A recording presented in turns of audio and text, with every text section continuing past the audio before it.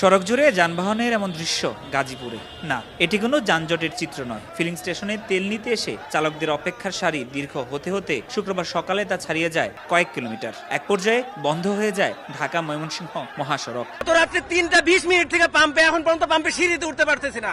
উল্টা বাগানে তেল দিছে আমার দিদনাকে লেগা। আমি কি পাবলিক না, জনগণ না? তেলও পাচ্ছি না, টিপও মারতে পারতেছি না এবং মনে করেন সংসার চালাইতে পারতেছি না। আমরা থেকে তেল ঠিক মতন আমরা যাতে তেল পাই। চালকরা বলছেন, গাজীপুরের শ্রীপুরে তেলের জন্য 2 দিন আগে থেকেই শুরু হয় অপেক্ষা। ভিড়ের মধ্যে হট্টগোলে জড়ান গ্রাহকরা। পরিস্থিতি নিয়ন্ত্রণে বাধ্য হয়ে দফায় দফায় বন্ধ করা হয় পাম্প।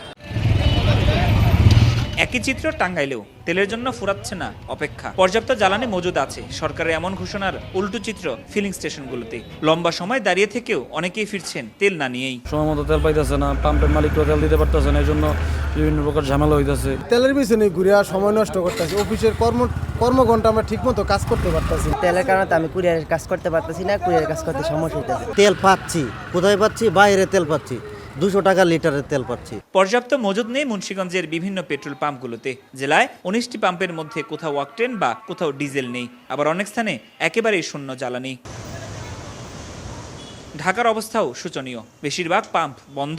খোলা ফিলিং স্টেশনগুলোতে উপচে পড়া ভিড়। কেউ কেউ বৃহস্পতিবার রাত থেকে লাইনে থাকার দাবি করছেন। অন্যান্য দিনগুলোতে 3 থেকে 3.5 ঘন্টা কিংবা 2-2.5 ঘন্টার মধ্যে তেল পাওয়া যায়, বা আজকে ছুটির দিন হওয়ার কারণে অনেকেই লাইনে দাঁড়িয়েছে, সে কারণে দেখা যাচ্ছে সময়টা বেশি লাগছে। 5টা থেকে 12টা পর্যন্ত দাঁড়ায় আছি, শরীর তো একদম ক্লান্ত। এই দুর্ভোগ সাধারণ জনগণরাই ভোগ করবে, আর যারা ভিআইপি তারা তো তেল নিয়েই চলে যায়। কালকে পাম্পে গেছি, 3 ঘন্টা লাইনে দাঁড়াইছি, পরে বলে তেল নেই, ফিরে চলে আসছে। চালকরা বলছেন, সবগুলো পাম্পে একযোগে তেল বিক্রি হলে ভোগান্তি কিছুটা লাঘব হতো। ফরহাদুর রহমান, সময় সংবাদ।